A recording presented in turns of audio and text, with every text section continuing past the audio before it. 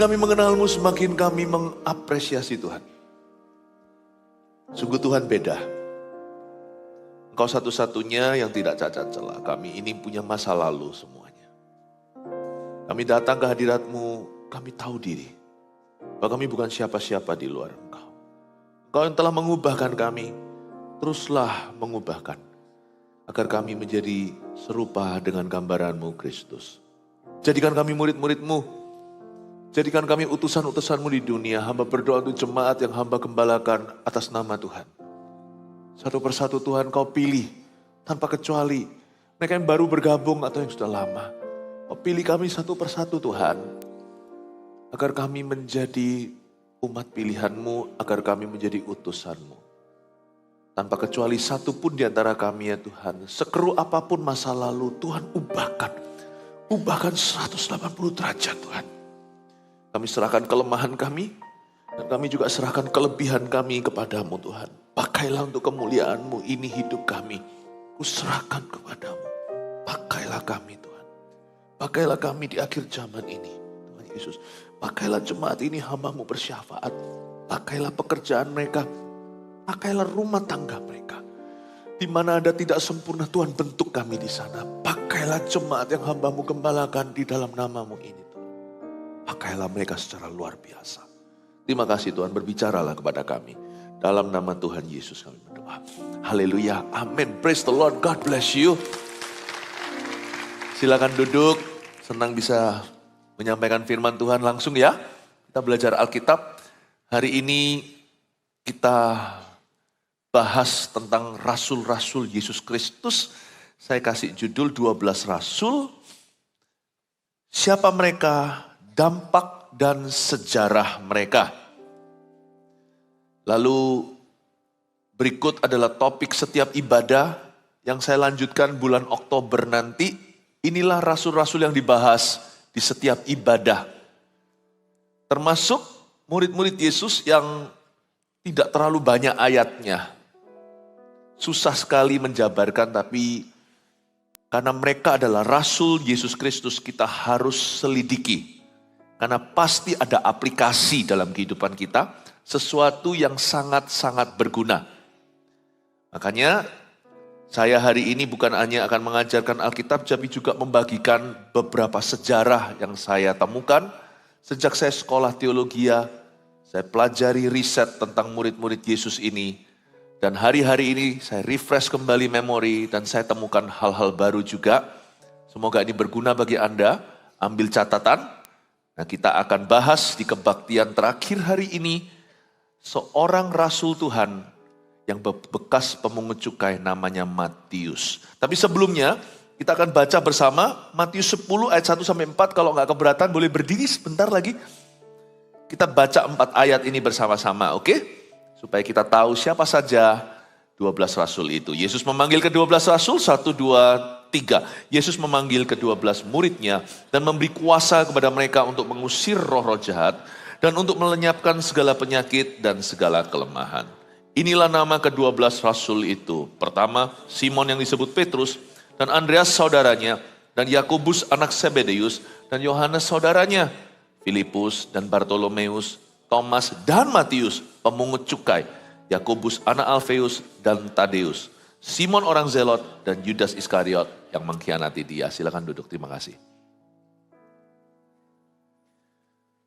Coba bayangkan dari 12 murid Yesus ini semuanya disebut nama, lalu disebut mereka itu anaknya siapa, gak semua tapi sebagian, tapi kenapa Matius malah disinggung masa lalunya? Pasti ada sesuatu yang istimewa, dia menjadi seorang pemungut cukai. Sedangkan yang lainnya disebut dia saudaranya siapa? Simon, saudara Andreas. Yakobus, Yohanes, anak Zebedeus. Filipus tidak disebut apa-apa, Bartolomeus. Thomas bahkan tidak disinggung sama sekali, dulu dia ragu dan bimbang dan mencobai Tuhan. Matius kok disebut pemungut cukai? Mau tahu nggak siapa yang menyebut Matius ini pemungut cukai? Ya Matius sendiri, ini kan di Injil Matius. 4 Injil, Matius, Markus, Lukas, Yohanes. Ditulis 2/4 daripada Injil ditulis oleh direct disciples of Jesus Christ atau murid Yesus secara langsung. Yaitu Matius dan Yohanes. Alfa Omega, pembuka dan penutup 4 Injil di dalam Alkitab ditulis oleh Rasul Yesus Kristus. Salah satu, lebih tepatnya 2 di antara 12 Rasul anak domba Allah. Kita semua tahu 12 Rasul itu satu gugur namanya Yudas Iskariot. Dia menjual Yesus, dia bunuh diri mati. Matius dan Yohanes ditulis oleh Matius ini, the apostle atau Rasul Matius, yang juga disebut Lewi. Yohanes itu Yohanes Rasul Kasih. Markus dan Lukas ditulis oleh orang lain, bukan termasuk golongan 12. Markus ini anak rohaninya Petrus, kemenakan Barnabas yang gara-gara dia pisah kerja yang namanya Paulus dan Barnabas itu. Nanti itu bulan depan saya akan ajarkan. Lukas itu adalah kompanionnya Paulus, seorang dokter medis, dokter Lukas namanya.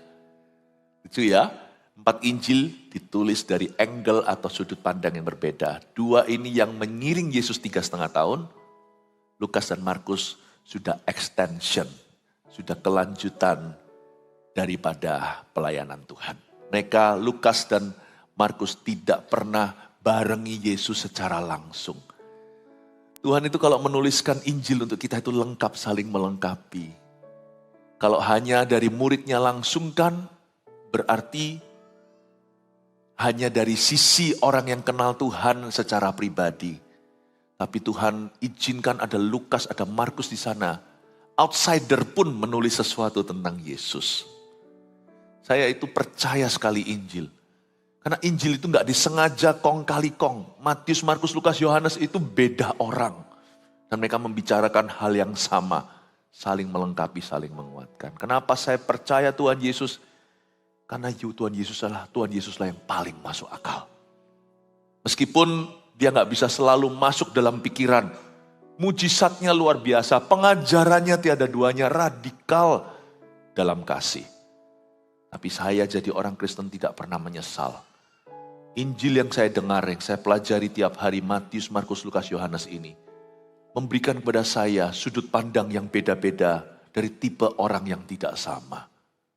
Jemaat terkasih, jangan pernah meragukan Injil. Injil adalah kekuatan Allah untuk menyelamatkan. Menyelamatkan siapa? Orang berdosa seperti Anda dan saya, khususnya seperti Matius. Matius 10 yang kita baca bersama tadi itu adalah Injil Matius. Yang nulis ya Matius Lewi ini. Coba lihat, dari semua rekan-rekannya, dia tidak pernah bongkar masa lalunya. Thomas pun dia tidak pernah shaming, tidak pernah merendahkan atau mempermalukan. Tapi dirinya sendiri dengan bangga seolah-olah dia berkata, aku ini dulu pemungut cukai. Untuk menunjukkan pada dunia bahwa dalam Kristus tidak ada kata terlambat untuk bertobat. Pemungut cukai zaman dulu itu korup sekali. Zaman sekarang juga banyak di seluruh dunia. Tukang pajak kalau nggak hati-hati tempat basah. Tapi Matius memang terkenal sebagai orang berdosa. Kalau Anda baca, kalau saya baca tadi Matius 10 ayat 1-4 yang kita berdiri sambil membacanya, saya bisa melihat ya, murid Yesus itu punya satu sifat. Kalau dia mau menceritakan masa lalu, jelek-jeleknya dia ceritain diri sendiri. Dia nggak pernah jelekkan rekan dan kawan. Itu loh murid Yesus. Kalau kita baca gitu kayak tadi kan kita nggak sengaja cuman lalu gitu aja. Tapi apakah Anda teliti membacanya? Makanya kalau baca Alkitab jangan cuman sekali atau sekali-kali. Saya baca Alkitab itu bolak-balik kejadian wahyu bukan karena saya pengkhotbah, tapi karena saya haus dan lapar akan Tuhan. Dan waktu saya baca kesekian kali saya mulai curiga. Kenapa lu sebut semua ini saudara siapa? Silsilahnya, ayahnya namanya Zebedius. Tapi kenapa dirimu sendiri kau sebut pemungut cukai? Kita tuh gak boleh sok-sokan. Biar orang lain yang memujimu, jangan memuji diri sendiri. Tapi kalau Anda diizinkan bermegah, bermegahlah akan kelemahanmu. Ceritakan pada dunia apa adanya. Kalau aku ini dulu begitu, begini, sekarang Tuhan mengubahku. Itu pun jangan ngaku-ngaku loh, berbuah dulu baru berani bersaksi.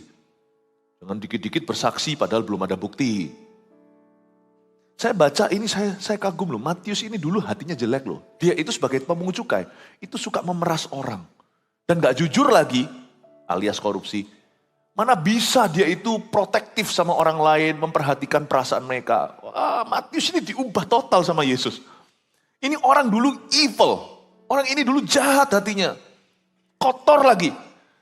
Makanya akar segala kejahatan itu apa? Cinta akan uang, bukan uang ya. Uang tidak jahat, tapi cinta akan uang itu jahat. Ini orang kalau sudah gelap gulita, kalau matanya udah hijau dengan dolar, istri pun dijual.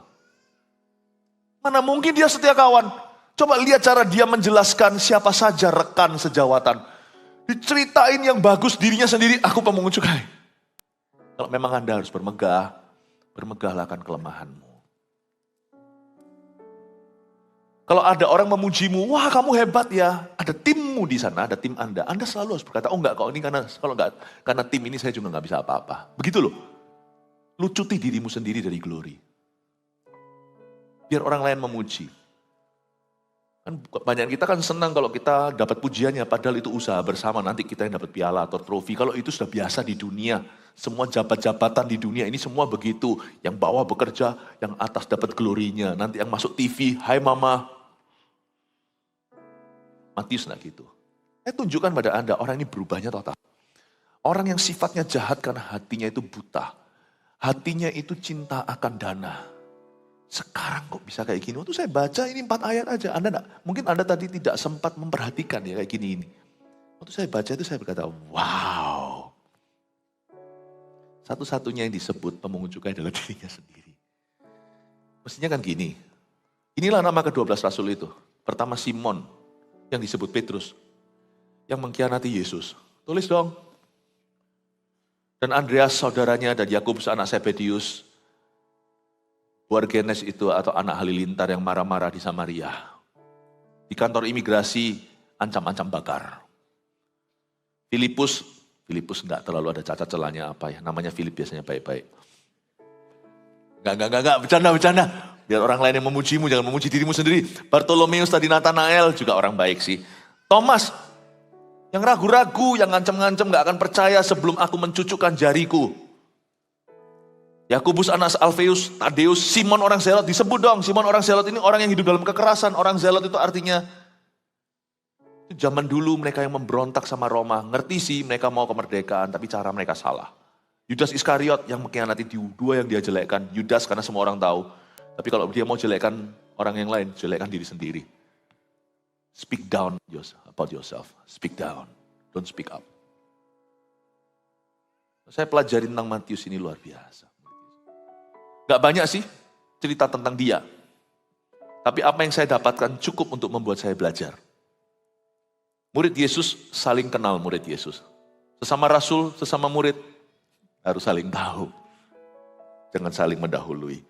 Saya pelajari ini, langsung mata saya melek. Saya berkata, ini orang hebat perubahannya. Satu hari di sorga, kita kan kenalnya cuma Petrus, Yohanes, Yakobus. Saya kepingin kenal sama Matius. Coba lihat ya Injil yang dia tulis. Luar biasa detailnya. Siapa sih orang ini? Mari kita pelajari Matius 9 ayat 9-13. Pelajari aja dari tulisannya sendiri. Boleh dikatakan ini biografi tapi bukan tentang dirinya. Matius sekali-kali muncul tapi sebenarnya ini tentang Yesus. Itulah intisari kitab Matius. Injil Matius pasal 9 ayat 9-13. Halaman sebelumnya kita buka. Sekarang saya bacakan.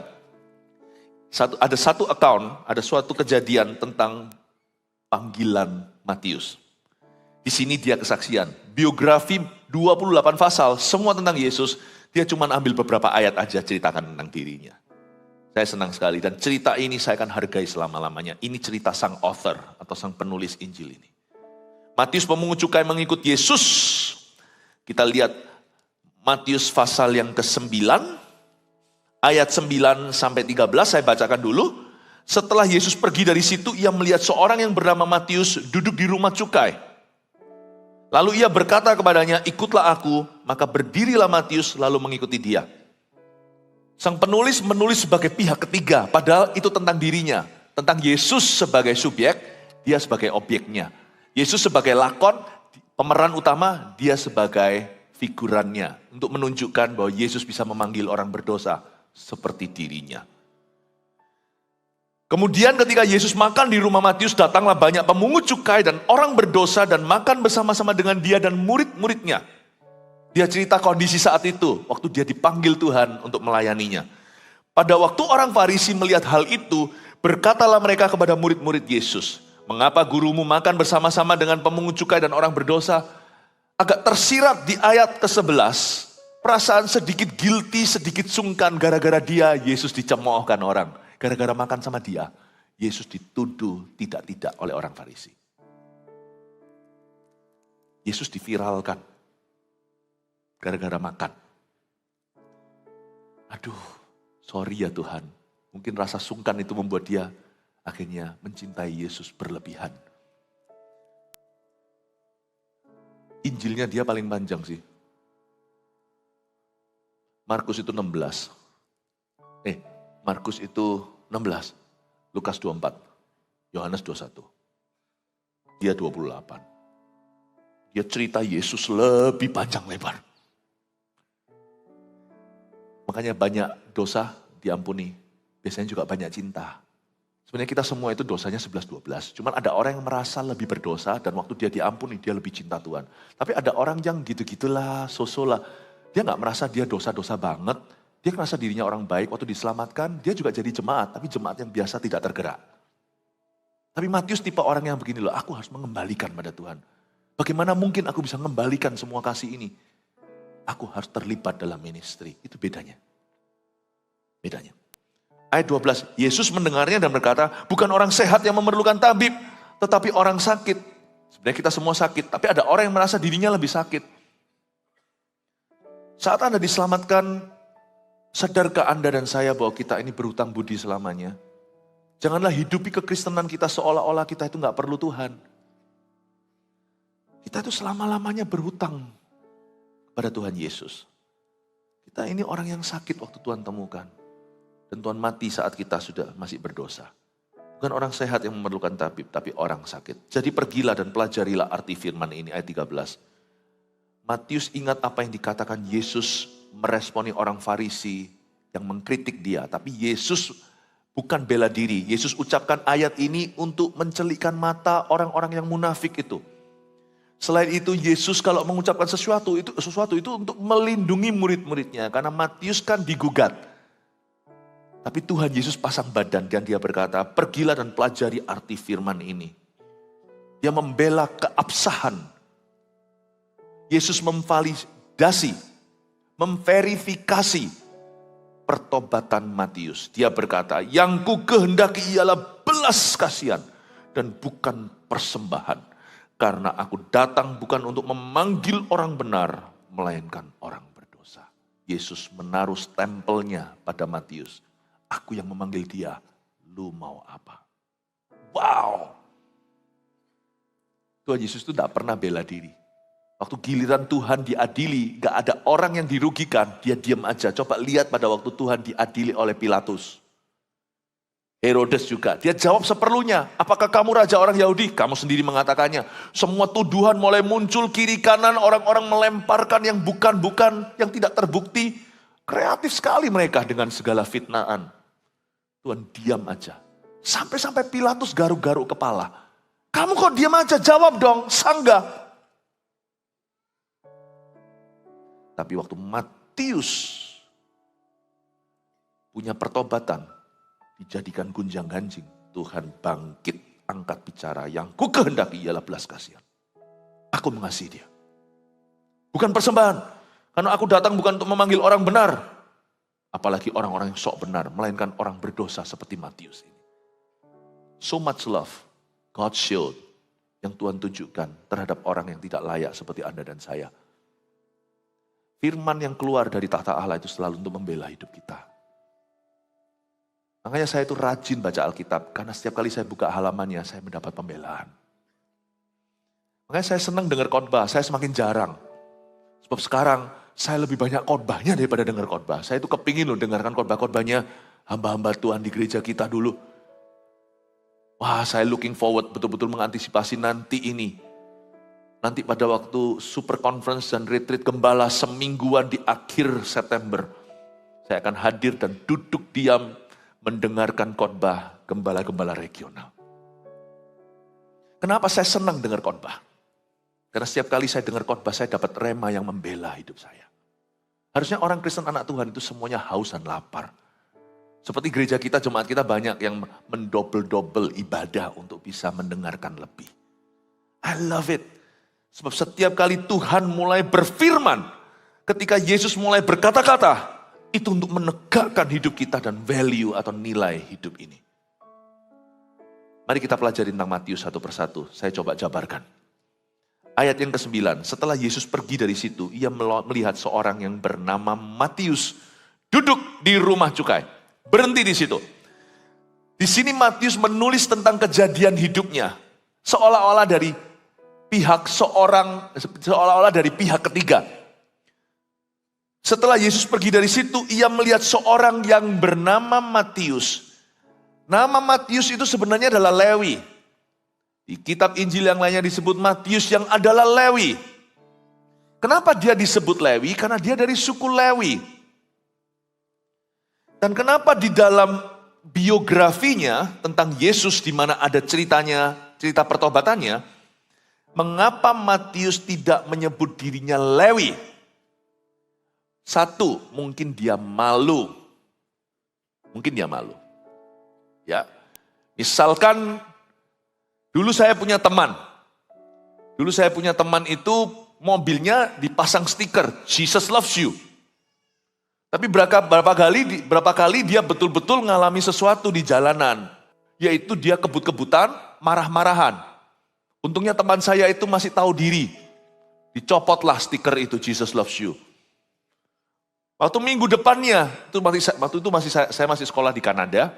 Saya tanya sama teman saya, mana stiker kamu? Kemarin ada Jesus loves you, ada ikannya itu loh, lambang Kristus itu. Jesus loves you, dia bilang, enggak lah bro. Kenapa? Aku kalau lagi emosi di jalanan, sungkan sama Tuhan. Orang jadi tahu, gua Kristen lebih baik gak usah tahu. Saya mau turun lah berantem, orang ini udah terkenal gitu. Berani turun berkelahi sama orang di jalanan. Kok ada orang yang gila panasan kalau lagi nyetir mobil. Kalau yang gitu jangan nyetir mobil lah. Kadang-kadang ada orang itu malu menyandang gelar tertentu. Aku Kristen, untungnya dia mawas diri. Matius juga mawas diri. Dia tahu bahwa dia itu berada di tempat basah. Dan dia itu sengaja berlumuran dosa. Ini orang yang mandi loba. Pikirannya hanya mani melulu. Seperti Sakius unda-undi, peras kanan kiri. Dan Sakius, seperti Sakius. Dia, tapi bedanya sama Sakius. Sakius ya Sakius, orang pendek dari kecil memang dibully. Kalau Matius ini menyandang gelar, menyandang marga papanya. Dia dari suku Lewi. Kalau anak saya nakal sulit nanti. Kalau anak saya nakal ya. Dia akan sulit menyandang marga Mantova. Ya, sulit. Kemana-mana orang jadi tahu dia anak siapa. Paham maksud saya? Matius yang adalah Lewi. Papa lu pendeta kok. Lewi itu adalah suku pilihan Allah untuk jadi hamba Tuhan. Dari suku Lewi, keturunan Yakub ini, 12 anak Yakub, satu suku itu dikhususkan menjadi imamat. Suku Lewi itu menurunkan satu hamba Tuhan namanya Harun. Itu turun-temurun. Zaman dulu lain, zaman perjanjian lama sama perjanjian baru. Perjanjian baru itu Tuhan memberi kita jawatan dari sorga langsung bypass suku-sukuan. Kalau zaman dulu perjanjian lama itu hukum Taurat diturunkan itu lewat kelahiran. Jadi orang yang lahir sebagai suku Lewi otomatis hamba Tuhan, otomatis imam. Jadi Matius itu satu-satunya murid Yesus dari 12 yang berasal dari suku imamat. Makanya mungkin ya Matius ini tidak menyebut dirinya begini setelah Yesus pergi dari situ ia melihat seorang yang bernama Lewi. Mungkin dia malu karena masa lalu. Aku ini loh tukang pajak itu profesi itu sendiri mulia untuk negara. Tetapi oknum kan juga bisa terjadi. Nah ini oknum jelas ini, operandi. Ya. Ini modusnya Matius itu jelas sekali. Karena nanti waktu dia dibawa Tuhan bertobat, coba lihat nanti kawan-kawan dia di ayat berikutnya nanti saya bahas. Sakius juga sama, Sakius malah terang-terangan ngaku, siapa yang kuperas nanti aku coba akan cek di bukuku, aku akan kembalikan 4 kali lipat. Matius sama Sakius unda-undi 11-12 bukan tinggi badannya, tinggi dosanya. Dan Matius gak menyebut dirinya begini, dia tidak tulis demikian. Setelah Yesus pergi dari situ, ia melihat seorang yang bernama Lewi, mungkin dia malu. Tapi mungkin ada penjelasan lainnya. Bukan karena dia malu, tetapi mungkin karena dia merasa tidak layak. Ingat gak cerita tentang si bungsu itu waktu dia mau pulang kan dia berkata, Bapak aku berdosa terhadap Bapak dan terhadap sorga. Itu perumpamaan Yesus, Bapak itu melambangkan Tuhan, anak bungsu melambangkan kita. Tetapi perumpamaan itu sendiri Bapak itu bukan Tuhan. Dalam perumpamaan itu ini cerita tentang hubungan rumah tangga. Itu cerita yang sangat lumrah kok di Israel karena si sulung selalu mendapat 2/3 warisan papanya. Si bungsu bisa cairkan 1/3. Jadi itu cerita beneran tapi perumpamaan.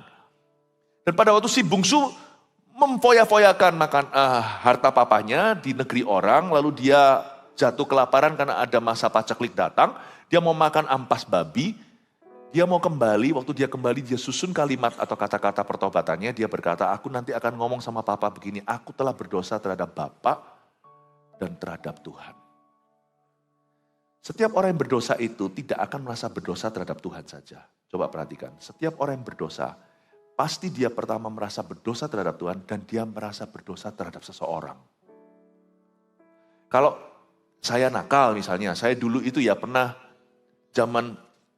saya dulu itu petualangan yang kurang bagus. Waktu saya umur 16 itu, saya di luar negeri sekolah itu, saya pernah mencuri. Bukan karena butuh uang, tapi saya kepingin roller coaster feelingnya itu, ngawur anak-anak muda tuh, ya kan. Saya pernah mencuri waktu di Kanada dulu, ditangkap saya. Tangkap. Terus polisi yang geledah saya, itu sampai saya mulai masuk ke kriminalitas karena saya coba-coba. Karena bosan berkelahi. Berkelahi selalu menang. Ini bukan sombong tapi ini fakta. Jadi akhirnya saya bilang apalagi yang bisa membuat saya itu ada narkoba atau ada drug di dalam ini membuat saya high gitu loh. Saya coba mencuri dan polisi kaget. Waktu lihat kredit card, lihat cash yang saya bawa semuanya. Loh kamu itu gak butuh untuk mencuri. Kenapa kamu mencuri? Saya bilang, Pak, saya kepingin rasakan rushnya, adrenalinnya. Aduh tuh polisinya lihat orang muda yang bodoh ini. Ya kan? Tapi untungnya saya masih umur 16, saya tidak masuk penjara. Ya, saya dihukum hukuman masyarakat apa yang lainnya. Wah saya nakal waktu saya SMA. Dan waktu saya ditangkap polisi itu saya takut. Tahu nggak saya takut apa? Zaman dulu saya berantem nggak takut terluka. Nggak takut mati. Tapi saya takut membuat papa saya kecewa. Tiba-tiba waktu saya ditangkap polisi di dalam mobil polisi ditutup. Bung! Dibawa pergi.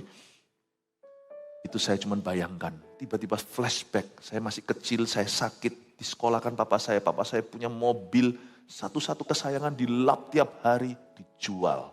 Ganti naik Vespa untuk obatkan saya. Saya sekolah akhirnya pindah-pindah negara. Papa saya punya rumah dijual, ngontrak dulu dan kerja dari. Lalu habis harus cari nafkah lagi.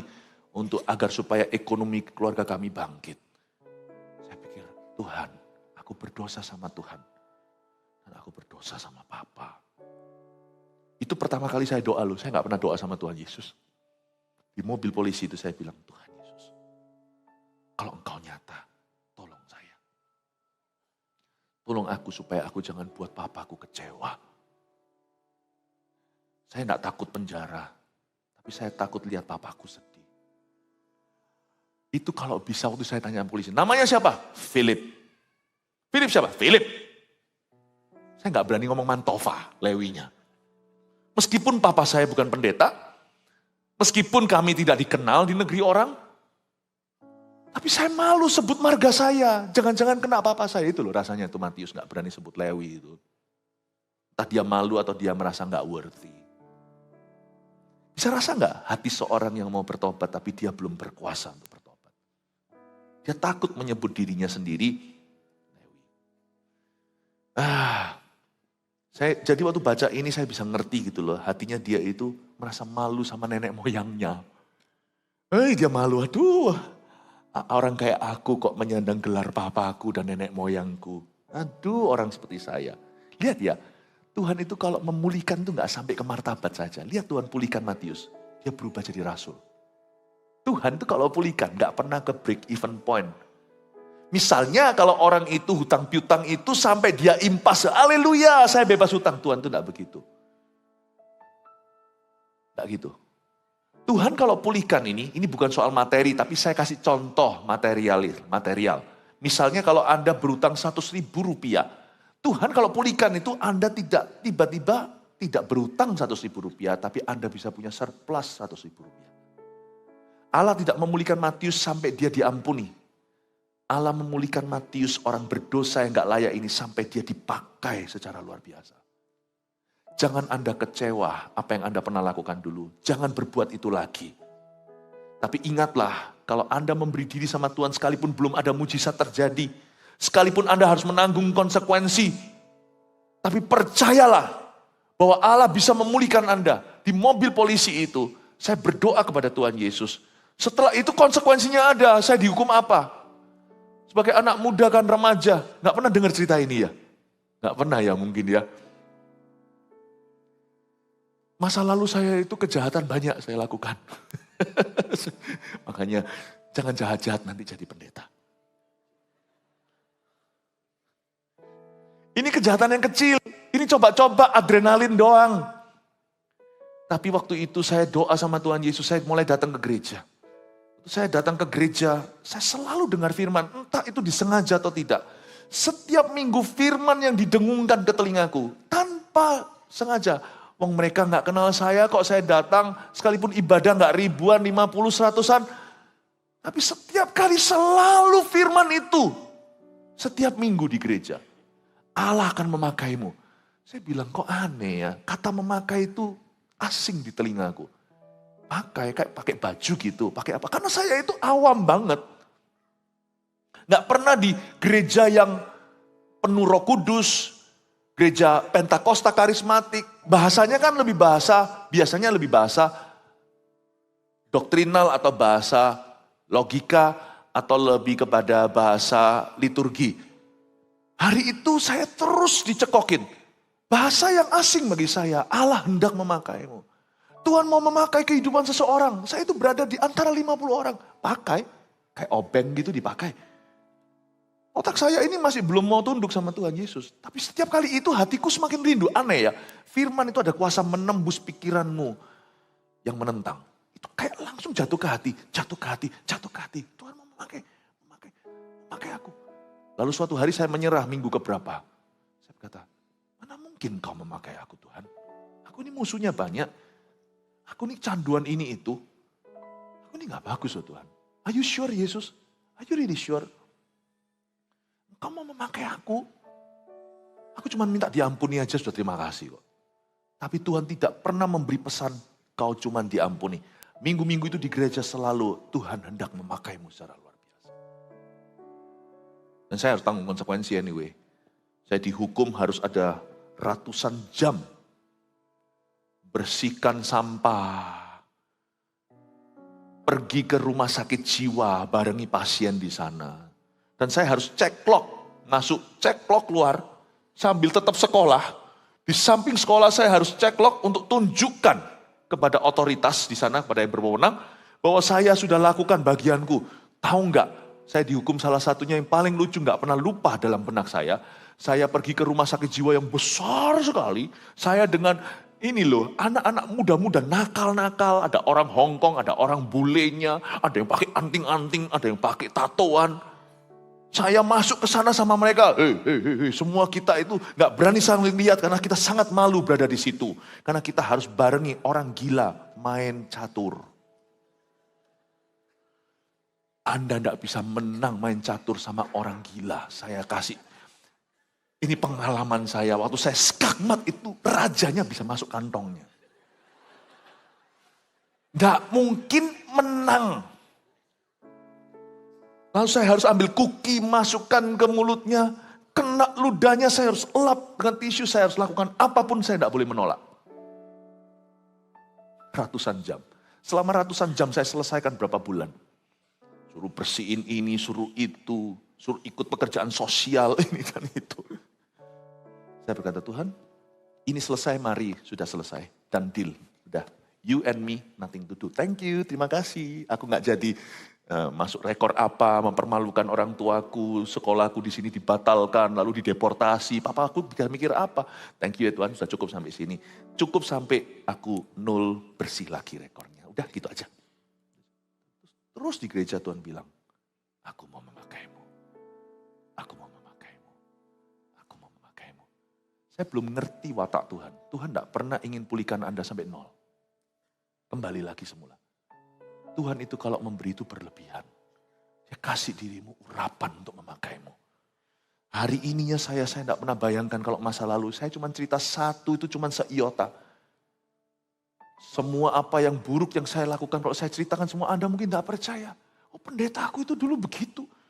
Kok bisa dia sekarang itu menyampaikan firman melayani orang. Ini bukan saya. Ini kasih karunia Allah. Dan kalau Tuhan bisa lakukan itu dalam hidupku. Tuhan bisa lakukan dalam hidup Matius, saya kesaksian. Tuhan bisa lakukan dalam kehidupan Anda. Yang percaya kasih tepuk tangan dalam nama Yesus.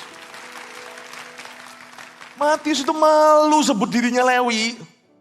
Atau mungkin dia merasa tidak worthy, tidak layak.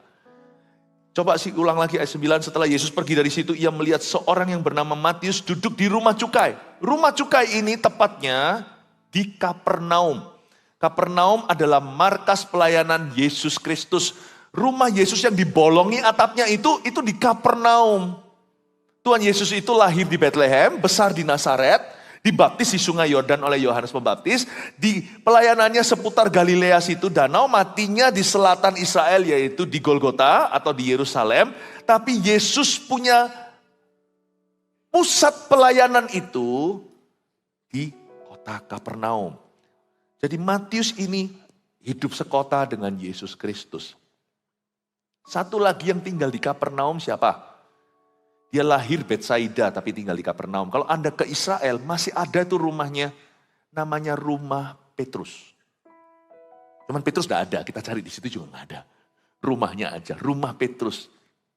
Arkeolog-arkeolog menemukan itu ya, dan itu di sana. Jadi yang namanya Kapernaum itu kotanya Yesus.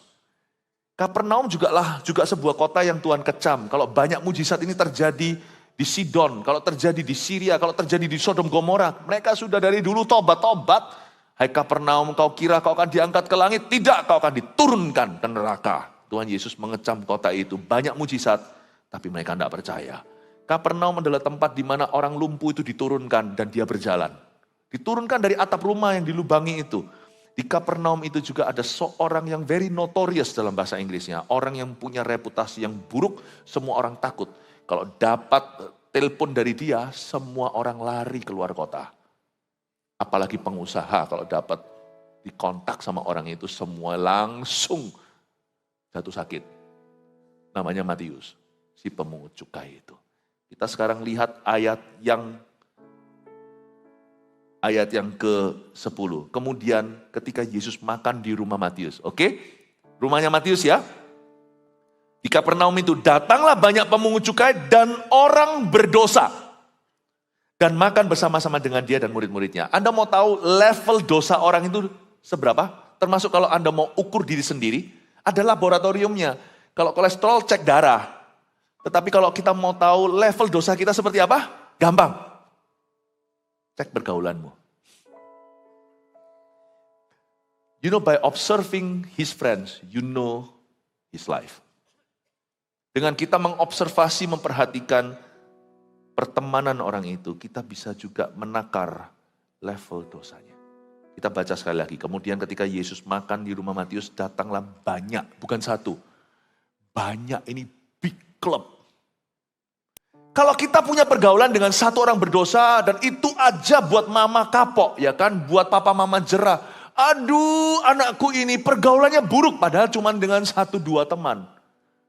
Kalau ini banyak. Betul-betul seperti sarang penyamun. Isinya siapa aja? Ada orang-orang seprofesi yang menyalahgunakan wewenangnya. Mereka bukan bekerja bagi negara tapi bagi perut mereka. Kemudian ketika Yesus makan di rumah Matius, datanglah banyak pemungut cukai. Lumrahlah sama profesi, ya, sama profesi tapi tidak menjalankan amanah. Dan orang berdosa. Ada dua macam orang dibagi di sini, pemungut cukai dan orang berdosa. Saya bisa bayangkan yang datang di sana itu pelacur juga. Simpanan-simpanan pejabat-pejabat jahat ini.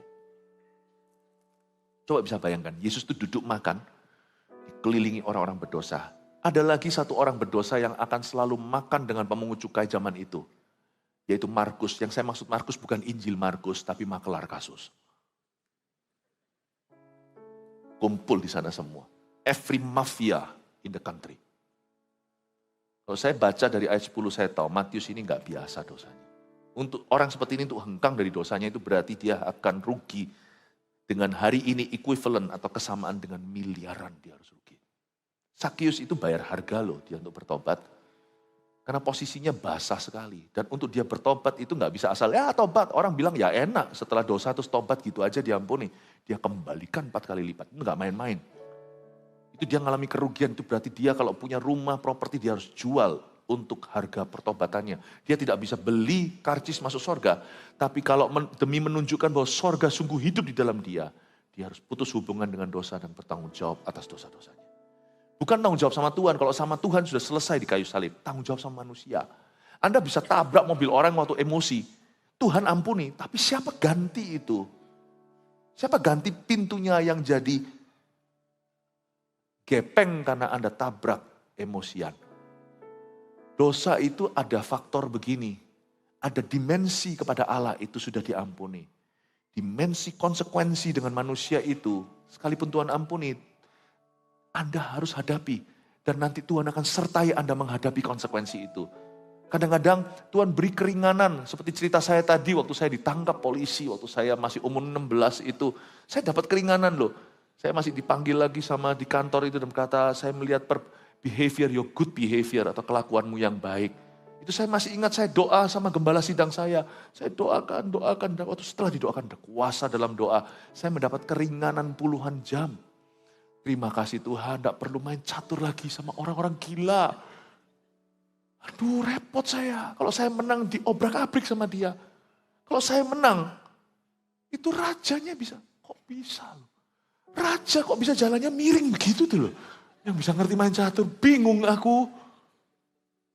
Saya berkata terima kasih Roh Kudus. Tuhan itu memberi kemurahan, tapi tidak bisa langsung Anda bebas konsekuensi.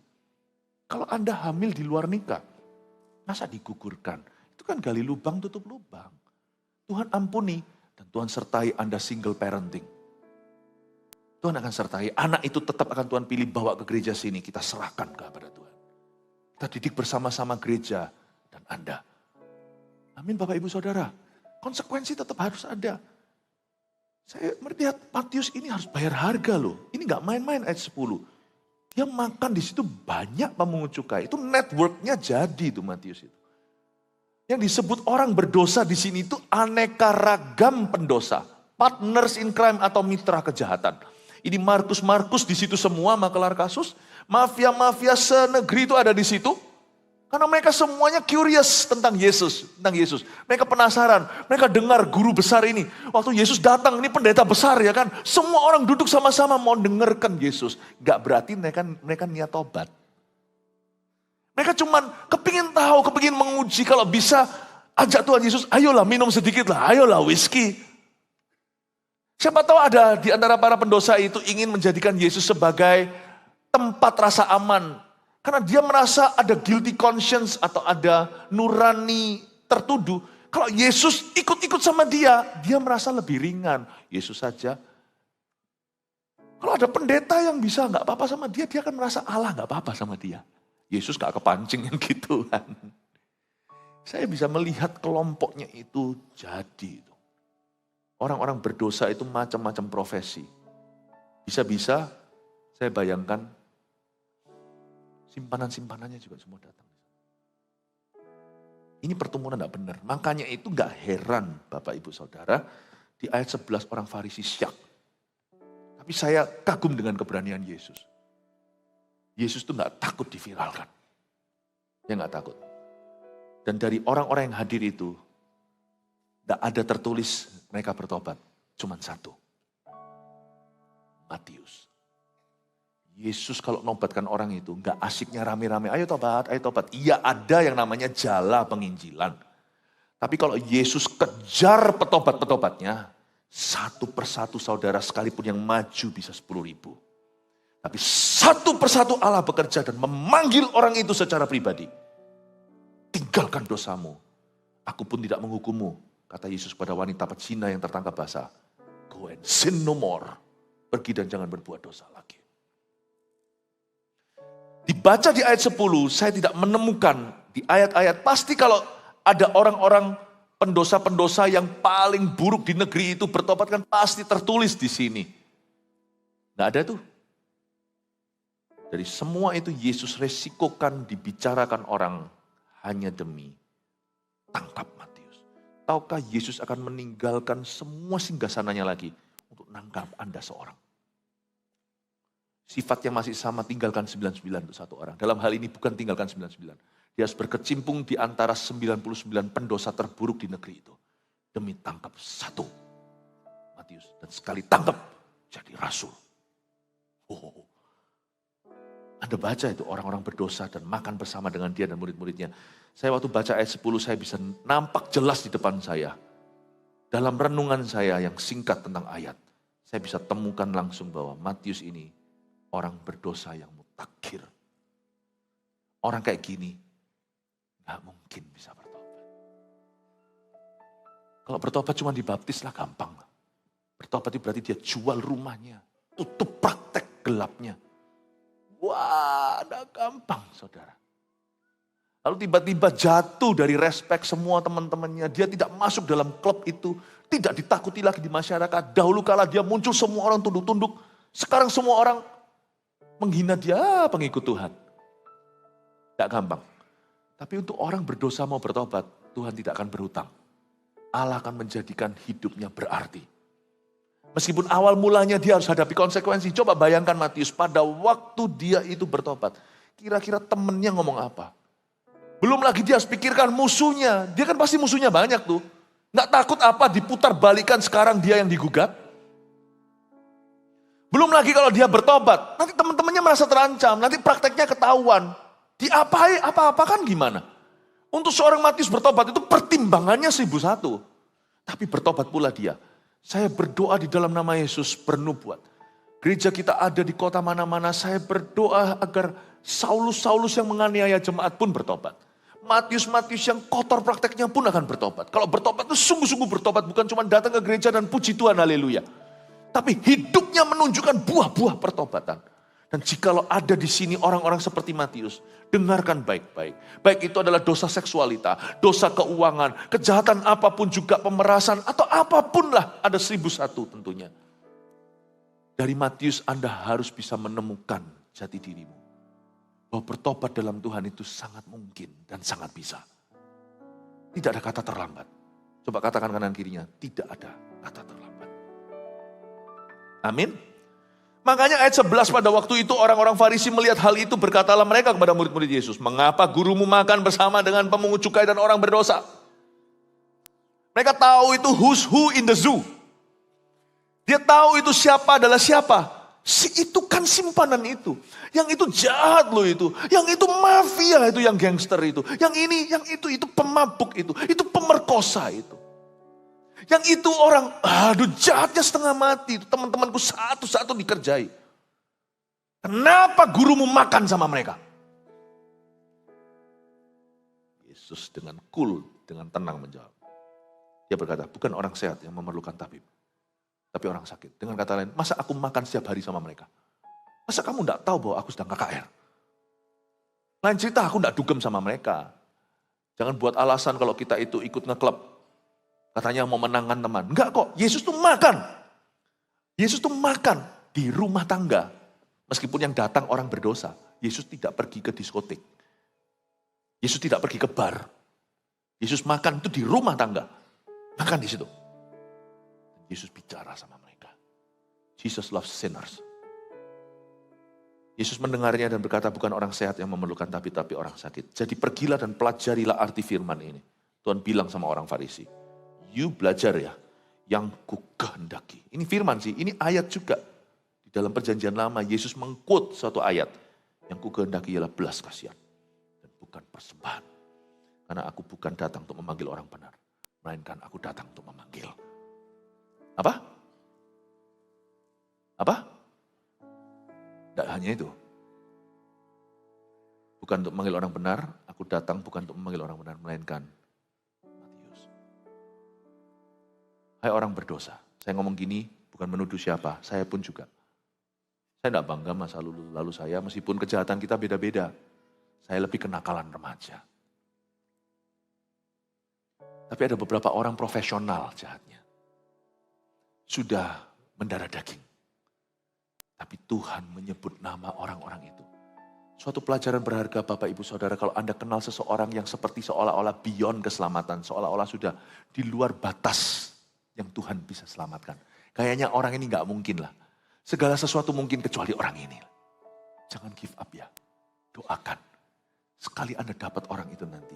Dia akan seperti Matius. Dia akan menjadi Lewi. Bapak Ibu Saudara, kita akan pelajari sesuatu yang berharga di sini. Tapi sebelumnya, saya kasih dulu 3 poin sebelum. Saya jelaskan dulu aja Matius ini jadi gimana, nanti saya baru kasih aplikasi, oke? Matius akhirnya diubah Tuhan menjadi the author of one gospel. Dia menulis satu buku dalam Alkitab, yaitu tentunya Injil Matius. Dan dia akhirnya kembali lagi kepada panggilan nenek moyangnya. Dari seorang pemungut cukai yang bergaul dengan Markus dan bergaul dengan pelacur juga. Dia berubah menjadi anak Harun lagi, menobatkan bangsa Israel kepada Allahnya. Ternyata kalau orang itu melayani Tuhan, itu turun di darah anak-anaknya. Sadarkah Anda? Kita dengar banyak tentang anak-anak pendeta yang tidak keruan. Puji Tuhan, anak-anak gembala di gereja kita. Hampir semua itu baik-baik dan benar. Praise the Lord. Tetapi sekalipun Anda dengar ada anak-anak pengkhotbah yang gak keruan pun, cepat lambat tetap akan ada tunas yang benar muncul dari keturunan itu. Sebab janji Tuhan dengan Lewi itu turun ke darah anak-anaknya. Sadarkah Anda? Yang namanya buah gak bisa jatuh jauh dari pohonnya. Cepat lambat Matius pemungut cukai akan jadi Lewi lagi. Kalau Anda pelajari di dalam kitab Matius, bedanya apa sama Markus, Lukas, dan Yohanes? Kitab Matius itu bebannya adalah bicara sama orang Yahudi. Makanya di dalam sana itu cerita-cerita Yesus itu semuanya gak ada yang iseng kalau Anda baca. Kitab Matius itu sistematis. Kalau Anda membaca Injil Matius itu semua penggenapan Taurat dan Nabi. Yesus begitu, Yesus begini, siapa yang dia celikkan matanya, itu tanda Mesias. Yesus di kayu salib, coba lihat penyaliban Yesus yang ditulis di kitab Matius. Waduh detil, Yesus ngomong apa, Eloi Eloi ma lama sabachthani. Yesus bilang sudah selesai, Yesus dicucukkan yang namanya cuka itu atau obat bius, yaitu anggur murahan. Yesus menolak, Yesus panggil Eli, Eli dikiranya, itu semuanya kalau Anda baca di kitab Matius, dia hendak membuktikan kepada orang Yahudi, Yesuslah penggenapan hukum Taurat. Kok bisa ya dari seorang pemungut cukai yang lihat dolar terakhir, siapa yang bisa dia ambil, dia sekarang kok bisa kembali menjadi Lewi. Karena tugas Lewi itu adalah mengembalikan Israel kepada Yahweh. Pada Allah. Anda baca coba. Kalau Markus itu lain, Markus itu anak muda. Kalau Anda baca itu semuanya action pack. Kalau Injil Markus itu kalau Anda baca, itu semuanya penuh dengan laga. Sedangkan Lukas itu detil. Kalau ngomong soal penyakit, saya baca kitab Lukas, wong dokter yang nulis. Pendarahan 12 tahun segalanya itu ditulis dengan terperinci. Lukas itu sangat pintar. Dia seorang biografer. Sedangkan Yohanes kalau Anda lihat, Manis sekali hubungan dengan. Gak ada tertulis di Injil lain, Yohanes 13, Yesus mencuci kaki. Personal, kayak orang yang kenal gitu. Memang dia paling kenal sama gurunya. Matius kalau Anda baca, sangat harun sekali. Tiba-tiba kita bisa melihat marganya mulai bekerja. Saya kasih satu prinsip di sini. Jangan jemu melayani. Anakmu gak bisa jauh-jauh. Cepat lambat akan kembali pada panggilan semula. Kasih tepuk tangan untuk Tuhan Yesus. Jikalau ada anaknya orang Kristen yang melayani Tuhan sekarang rusak. Mungkin Anda salah didik juga bisa. Bertobat gak pernah telat. Tuhan itu tidak akan izinkan buah itu jatuh jauh dari pohonnya. Nanti Anda lihat ya. Orang itu seperti kesetanan sekalipun. Misalnya seperti Matius ini yang begitu jahat. Nanti akan berubah jadi Lewi lagi. Saya nggak tahu kok bisa ya tulisan-tulisan dia itu kayak seolah-olah Harun yang menulis Injil. Coba lihat telitinya. Kayak Musa. Musa tulis Injil. Satu-satu. Detil. Jadi Matius itu sangat detil juga, mungkin skillnya datang dari profesinya dahulu sebagai pemungut cukai. Dia sangat jeli dengan angka-angka. Kalau Anda baca, sangat teliti. Dan juga saya kasih akhir hidupnya Matius. Matius itu memberitakan Injil sejauh sampai Egypt, sampai Mesir. Mesir Anda lihat di dekat Afrika, Timur Tengah, Afrika. Di situ ada Mesir kan, di sebelah selatan. Di situ juga ada Sudan, tapi saya nggak pasti di dunia modern ini namanya Sudan. Di daerah-daerah itu Matius pergi. Dan akhirnya dia memberitakan Injil sampai Ethiopia. Karena kalau diteruskan itu ke Afrika. Anda lihat Timur Tengah dan Afrika itu kan perjalanan darat. Dan di sana dia memenangkan jiwa pertobatan seorang putri raja, King's Daughter. Itu ada ceritanya dalam sejarah. Matius memberitakan Injil sampai ke istana di Ethiopia itu, sehingga the King's Daughter repented and became Christian. Raja punya putri bertobat dan menerima Yesus. Dan nanti akhirnya dia dibunuh dengan sebuah tombak atas perintah raja berikutnya. Akibat Matius menegur moralitasnya. Luar biasa ya. Kayak Yohanes Pembaptis. Yohanes Pembaptis kan menegur Herodes. Gara-gara Herodes ambil istrinya saudaranya. Secara tidak sah. Perselingkuhan dalam keluarga. Ngeri sih, menjijikkan sekali. Yohanes Pembaptis tegur, di penjara. Tidak lama setelah itu kan dipenggal kepala. Matius ini tegur raja di Ethiopia atas moralitasnya. Orang dulu yang amoral ini sekarang menegur moralitas baginda. Luar biasa, Anda lihat perubahan orang ini. Dia mati martir. Dari 12 murid Yesus, yang mati bunuh diri 1, Yudas Iskariot. Yang mati tua cuma 1, yaitu Yohanes. 10 yang lainnya mati martir semuanya. Jangan takut Anda dimartirkan, itu panggilan mulia. Tapi hiduplah bagi Tuhan. Kalau kita melihat Matius itu begitu jalur ceritanya, ada 3 aplikasi yang bisa kita terapkan untuk hidup kita. 1, perjanjian Tuhan dengan orang tua yang takut akan Tuhan itu kuat. Jangan jemu melayani Tuhan. Karena pelayananmu akan turunkan, wariskan secara tanda kutip darah ke anak cucumu. Sungguhan, penyembahan berhala itu kan turun ke 3-4 keturunan. Kalau tidak diputuskan, dipatahkan kutuknya. Makanya itu kalau ada orang yang dari keturunan penyembah berhala, Anda harus radikal sama Tuhan. Tapi orang yang menyembah Tuhan, aku akan setia pada 1000 generasi pada orang itu. Itu sungguhan. Jadi jangan kecewa, jangan putus asa kalau lihat anak Anda berulah, cucu Anda atau gimana. Jadi rumah doa aja, doakan. Dan Anda sendiri jangan kendor. Jangan kendor dalam iman, jangan kendor dalam pengharapan, apalagi jangan kendor dalam kasih. Terus pelayanan, terus mengasihi Tuhan. Dan doakan. Lihat ya, Matius itu mau lari, Tuhan tuh punya perjanjian dengan Lewi. Maleakhi 2 ayat 4-7 munculkan di depan saja, saya coba jelaskan ayat-ayat ini, lihat perjanjian Tuhan dengan nenek moyangnya. Berarti dari sini kita harus ketahui bahwa perjanjian Tuhan dengan orang tua yang takut akan Allah, itu mengikat sampai ke anak-anaknya. Maka kamu akan sadar bahwa kukirimkan perintah ini kepadamu, supaya perjanjianku dengan Lewi dipegang firman Tuhan semesta alam. Maka perjanjianku dengan dia, Lewi, pada satu pihak ialah kehidupan. Dan dan sejahtera, dan itu kuberikan kepadanya, pada pihak lain ketakutan, dan ia takut kepadaku dan gentar terhadap namaku. Dari orang serusak itu, jadi orang yang gentar dengan nama Tuhan. Bisa berubah, itu mustahil untuk bertobat. Bahkan bisa tegur seorang baginda, kamu berbuat amoral terhadap negara. Coba lihat ayat berikutnya. Pengajaran yang benar ada dalam mulutnya. Wow, ini kan kelihatan terjadi di Matius. Matius 1-28 itu pengajaran benar. Luar biasa detailnya. Fakta loh, bukan fiktif. Dia itu kalau mengelupas itu seperti mengelupas sen-sennya setiap dolar yang belum dikembalikan ke negara itu dikupas satu-satu. Ayat per ayat bagaimana Yesus itu adalah penggenapan hukum Taurat.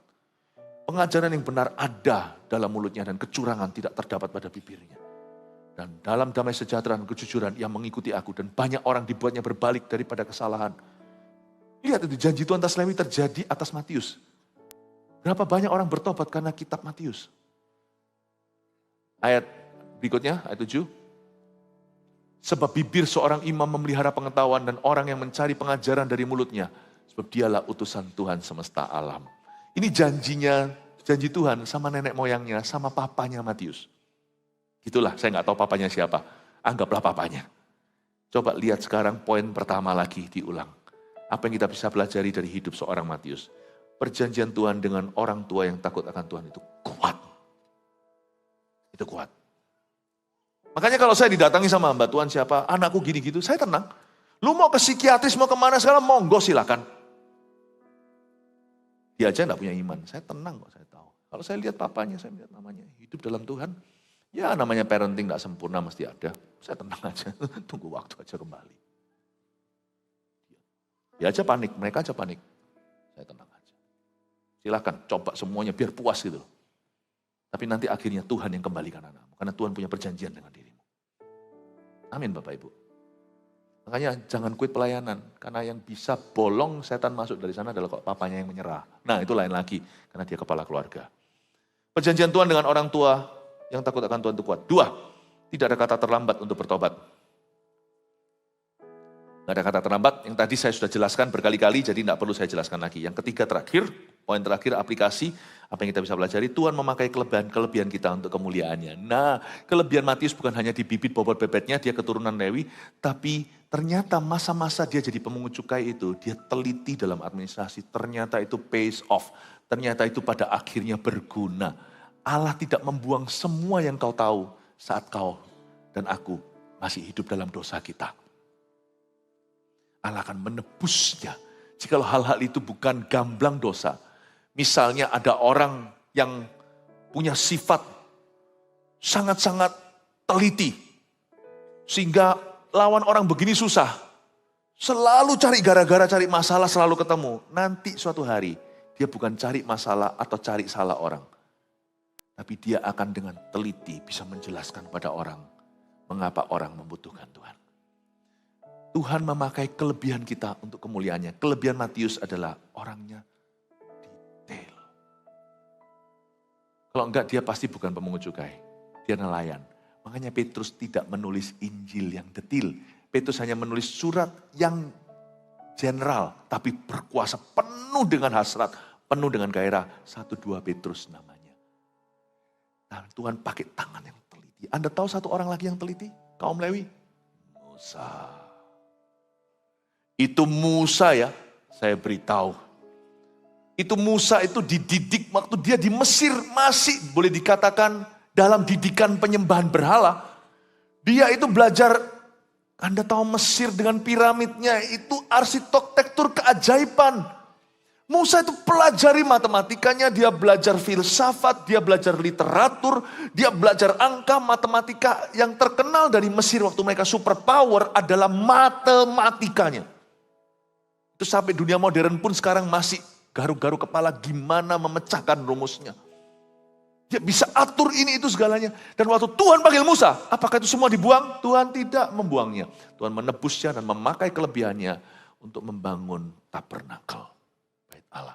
Detil-detil kalau Anda baca tulisan Musa, apalagi kalau Anda dan saya bukan orang yang spesifik, orang-orang yang detail oriented, Anda baca itu, ini hasta, ini segalanya, Anda akan kebingungan. Allah akan memakai kelebihanmu untuk kemuliaan. Amin Bapak Ibu Saudara. Ya, setiap kita itu jangan merasa hidup kita dulu itu wah dibuang sia-sia. Sisa-sisanya kasih ke Tuhan 5 roti 2 ikan. Nanti kalau Anda hidup baru, kalau Anda hidup sungguh-sungguh, itu akan menjadi kelebihanmu. Kalau saya mau cerita juga banyak. Kalau saya renungkan misalnya hidup saya dulu, zaman dulu itu apa aja. Iya ya, ternyata semua gemblengan-gemblengan dulu itu Tuhan izinkan. Sekalipun saya salah pakai untuk dosa. Tapi hari ini sama Tuhan diputar balikan, saya pakai untuk kemuliaan Allah. Ternyata kalau di dalam diri kita tinggal Yesus, Allah akan memakai kita. Jangan hanya serahkan kelemahanmu, serahkan kelebihanmu juga. Sedikit tips untuk parents, untuk orang tua. Anaknya jangan dibiarin nge-game terus. Karena nge-game itu kelemahan, bukan kelebihan. Biar dia belajar bahasa. Leskan alat musik. Isi peluru dan tabung anak panah. Sebab ada orang yang selalu mengkhotbahkan, Tuhan akan pakai kita. Let the weak say I'm strong, biar lemah berkata aku kuat. Iya saya percaya, kalau enggak kan enggak mungkin saya juga melihat hidup saya diubahkan dan dipakai. Karena saya itu lemah. Tapi jangan pernah beritakan cuma satu sisi kebenaran. God isn't only interested, Tuhan tidak hanya tertarik untuk memakai kelemahanmu. Tuhan juga tertarik untuk memakai kelebihanmu. Kalau kita hari ini hidup dalam Tuhan, tabung kelebihan. Penyesalan saya yang besar adalah bahasa saya belepotan. Indonesia ini baru terakhir-terakhir saya bisa. Karena saya cuma SD di Indonesia. Waktu saya di Taiwan kecil, mana saya tahu, mana gua tahu suatu hari saya akan pelayanan di negeri-negeri yang berbahasa Chinese. Kalau tahu gitu kan saya dalemi. Saya belajar Chinese itu cuma umur 6 ke umur 7. Nah bisa saya ini. Saya ini bonek aja, bondo nekat kalau saya ngomong bahasa Chinese. Tahu gitu kan saya terus tabung peluru. Tapi waktu itu papa mama saya juga belum kenal Tuhan. Nggak ngerti semua visi ini. Lalu saya bahasa Inggris juga. Sebentar aja, di kan ada 8 tahun. Inggrisku makin hari makin luntur setelah puluhan tahun di Indonesia pulang. Anak Anda loh jangan main game. Suruh belajar bahasa. Suruh belajar bahasa Chinese. Suatu hari supaya siapa tahu bisa berbisnis. Nggak tentu harus dari ras Tionghoa. Belajar bahasa orang itu kelebihan. Belajar bahasa Inggris kayak kita bisa bahasa Inggris, mau kita bukan bule. Belajar tuh. Puji Tuhan untuk hari ini. Pastor Adrian yang menjadi gembala regional Eropa. Detik tadi ini saya dapatkan videonya. Tadi kami berdoa sebelum dimulai. Sekarang ini pembukaannya ibadah, pembukaannya perdana GMS Netherlands. Berdiri gereja kita di Eropa. GMS ROSC Rotterdam. Dan khotbahnya dalam bahasa Inggris. Pastor Adrian khotbah dalam bahasa Inggris, Pak Adrian diterjemahkan oleh orang barat, oleh orang Dutch. Yang menerjemahkan jemaat kita. Sekarang jemaat kita itu bukan hanya satu ras, satu suku. Jemaat kita sekarang sudah banyak orang bulenya di ROSC. Dan kalau Pak Adriannya harus khotbah dari bahasa Indonesia dulu ke Inggris. Inggris baru ke Belanda. Sebelah sana sudah sampai sorga. Puji Tuhan dia belajar bahasa. Pak Adrian orang Indonesia, orang Asia. Dia bukan bule. Learn language, jangan nge-game. Tegas itu anak. Mana HP-nya? Mau berantem gak apa-apa. Oh, Anda yang pegang uang kok. Kenapa takut? Sorry ya yang anak-anak ya. Waduh jangan benci Pastor Philip ya. Untuk kebaikanmu.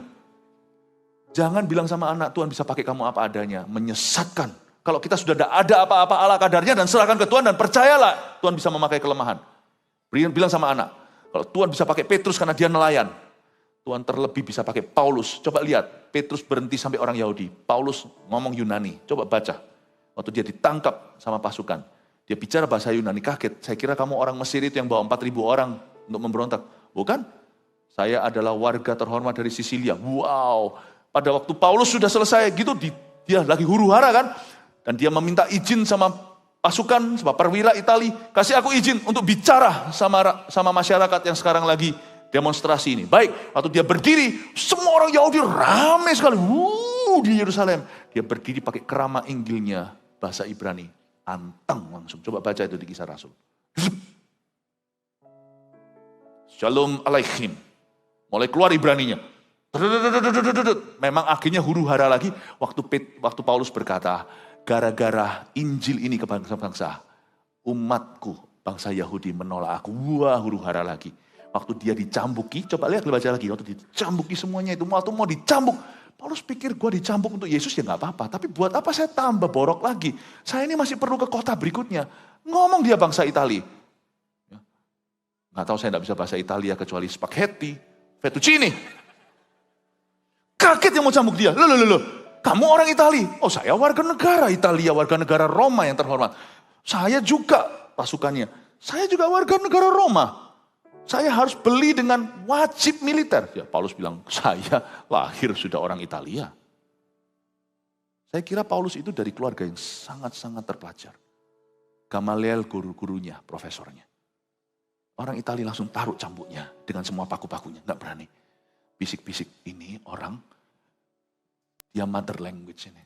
Italinya, kita ini masih orang Yunani, orang apa yang PR di Roma, yang dapat kewarganegaraan nanti dia lahir sudah begitu, panggil sampai manajernya turun. Yang ngomong Yunani, semua bilang, ini filosofi. Ngomong Ibrani, semua diam. Ngomong Itali, nggak jadi dicambuk. Petrus cuma ngomong Aramik, cuma ngomong Ibrani, itu pun Ibrani kasaran, Ibrani Galilea. Coba Anda baca, Paulus tulis berapa surat di Alkitab? Petrus berapa? Yesus bisa pakai kelemahan? Yes. Paulus lebih jauh karena dia juga memberikan kelebihannya. Berhenti main game. Tegesi anakmu. Bilang sama anak, papa mama mau kamu punya kelebihan lebih dari rata-rata yang lainnya. Kalau enggak suatu hari kamu akan dikalahkan sama AI. AI siapa mah? AI.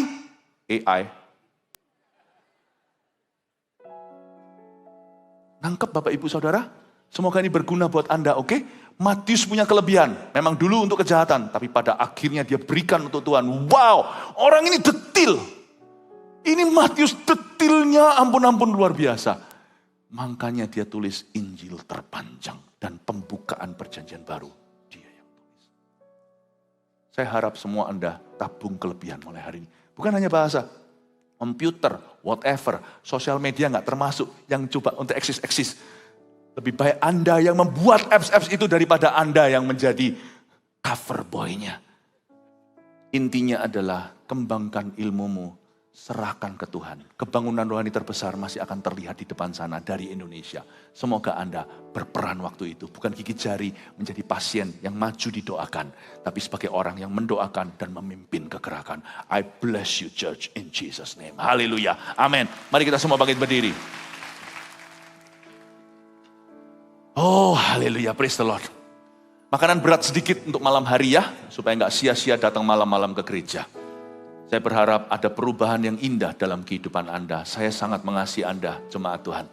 Dan saya berharap yang terbaik. Kebangunan rohani waktu terjadi, saya ingin melihat Anda menjadi pemain utama, bukan menjadi pemain pinggiran. Katakan kanan kirinya, Tuhan mau memakai kita, siapkan diri. Puji Tuhan. Hari ini tidak akan ada altar call, saya mau pakai sisa waktu ini untuk berdoa, syafaat. Ada doa syafaat yang harus kita panjatkan, yaitu untuk Sarawak. Berapa hari lagi saya pergi, tim sudah ada di situ. Ratusan orang bersama dengan saya. Di Kuching, Malaysia, akan ada KKR namanya Malam Pentakosta seperti di Kupang, 2 malam. Dan 2 hari, di hari biasa, harinya, di siang harinya, saya akan ketemu dengan pendeta-pendeta di Sarawak. Untuk memberi kepada mereka impartasi, supaya mereka bisa menjadi gembala yang lebih baik lagi untuk jemaatnya. Ini non-mawar syarah, non-GMS, semuanya. Doakan ya, peperangan rohani yang terjadi akan besar, dan nanti biasanya ibadah akan dihadiri oleh puluhan ribu orang, bukan 10, bukan 20 ribu, jauh lebih dari itu. Dan kita doakan sungguh-sungguh, saya butuh Anda untuk pergi bersama dengan saya dalam roh. Kedua yang lebih penting adalah doa untuk super conference, belasan ribu pemimpin akan dilengkapi. Akhir bulan ini, 28-29 di sini, retreat gembala dulu, Senin, Selasa, Rebunya. Senin, Selasa, Rebu, retreat gembala, Kamis, Jumatnya langsung disambung dengan super conference. 13 sesi totalnya. Lalu hari Minggunya saya akan khotbah yang tadi itu Oktober 5 kali. Ya. Saya doakan supaya kami kuat, khususnya hamba-hamba Tuhan, gembala-gembala yang pembicaranya semua gembala regional. Yang ginian bukan outsider yang bisa ajari. Ini harus dari kita 5 roti 2 ikan. Setiap kali kita membuka mulut supaya disingkapkan rahasia Injil. Dan kita semua belasan ribu pemimpin CG akan hadir di sini. Dari mancanegara, di sini, di rooftop, SCC, di MCC, dan PCM sebelah Surabaya Timur dan Surabaya Selatan menjadi extensionnya. Kita akan berdoa, minta supaya Tuhan ganti oli kita. Supaya semua pemimpin kita dari CG ke atas, CGL ke atas, semuanya dilengkapi dengan kuasa maha tinggi. Supaya bisa melayani Anda lebih baik lagi. Dan supaya bisa menjangkau jiwa dan menyelesaikan visi 1000 gereja dan 1 juta murid. Haleluya. Haleluya. Kasih tepuk tangan untuk Tuhan Yesus. Kita siapkan untuk doa ya. Doa itu ada besar loh kuasanya. Anda ingat berapa minggu yang lalu saya kasih tunjuk di sini GMS dalam tantangan? Ada yang langsung dijawab setelah kita doa. Cuman sekarang saya nunggu waktu untuk bisa menyampaikan pada Anda. Minggu ini GMS Tabanan Bali telah diresmikan oleh pemerintah. Kita punya pemerintah yang baik. Saya sangat bersyukur dengan pemerintahan sekarang ini. Ya, Indonesia semakin baik. Belum sempurna, tapi Indonesia semakin baik. Dan saya semakin bangga jadi orang Indonesia di dunia ini. Dan kita berdoa untuk pemerintah kita. Selain itu, ada berapa gereja yang berdiri, saya sudah sebut tadi, GMS Rotterdam, lagi berdiri sekarang ini. Sama Eropa kan kita terpaut setengah hari. Kita dulu lebih telat. Kita sudah malam dulu, mereka masih siangan. Dan kita doa, sekarang ini mereka mungkin sedang Ramatama, ini baru selesai ibadah. Puji Tuhan. Lalu selain itu GMS Purwokerto di Jawa Tengah sudah berdiri jadi gereja lokal. Dan juga GMS Batu di Jawa Timur, dekat Malang sini, juga telah menjadi gereja lokal. Bapa bawa kami ke gerejamu, penuhi dengan kerinduan untuk masyurkan namamu. Urapilah kami, datanglah Roh Kudus. Kami lawan kegelapan dengan kuasa api-Mu. Gereja-Mu berdiri menyembah-Mu. Doakan mengatasi langit. Biar api-Mu Tuhan membakar setiap kami hingga nyata kemuliaan kuasa-Mu. Gereja-Mu berdiri menyembah-Mu. Doakan mengatasi langit.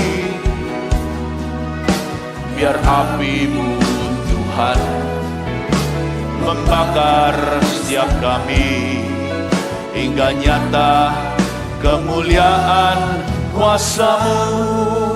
Bapa bawa kami gereja-Mu, siapkan hatimu untuk bersyafaat. Mari kita nyanyi lagu. Bapa bawa kami gereja-Mu, penuhi dengan kerinduan untuk masyurkan nama-Mu. Urapilah kami, datanglah Roh Kudus. Kami lawan kegelapan dengan kuasa api-Mu. Gereja-Mu berdiri menyembah-Mu. Doakan mengatasi langit. Biar api-Mu Tuhan membakar setiap kami hingga nyata kemuliaan kuasa-Mu. Gereja-Mu berdiri menyembah-Mu. Doakan mengatasi langit.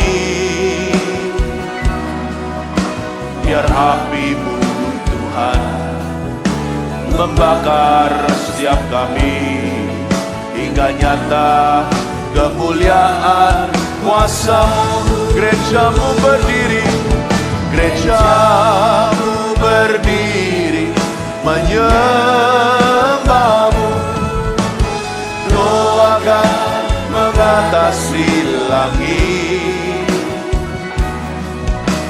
Biar api-Mu Tuhan membakar setiap kami, hingga nyata kemuliaan kuasa-Mu.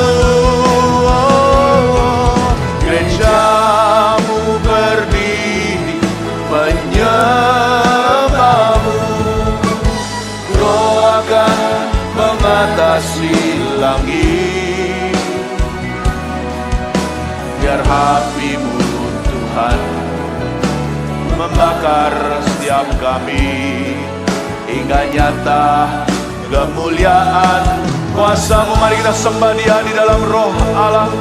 Oramaya sandana namaya sande, Yana namaya sura namaya sandana namaya se, Yana namaya sandana namaya se. Haleluya, namaya sandana namaya namo. Yana namaya se, Yana namaya sandana namaya so. Yana namaya se, namaya so.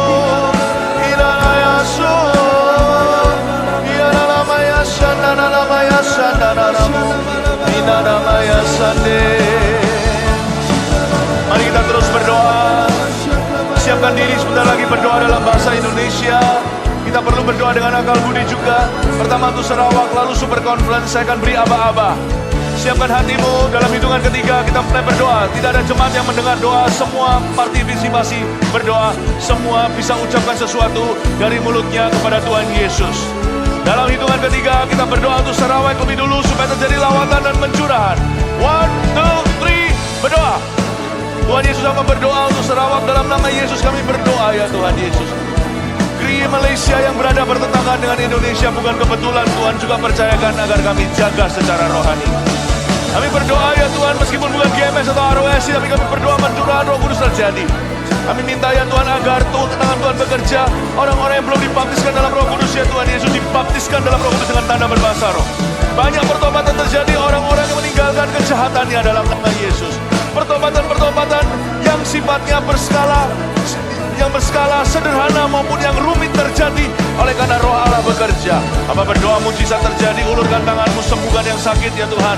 Yang kusta kau tahirkan ya Tuhan, yang lumpuh berjalan, yang telinga yang tuli mendengar ya Tuhan, mata yang buta bahkan ya Tuhan Yesus, kau bangkitkan orang mati suatu hari nanti entah kapan. Dalam nama Yesus kami percaya dalam pelayanan kami itu akan terjadi.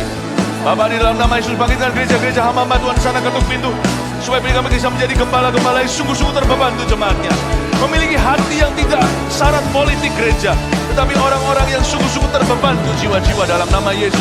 Apa Engkau berikan pengurapan atas hamba-hambamu, kemampuan ya Tuhan Yesus untuk menyampaikan berita firman ya Tuhan. Kasih kami urapan ya Tuhan, khususnya tim yang pergi, kau jagai keluarga mereka, jagai pekerjaan mereka.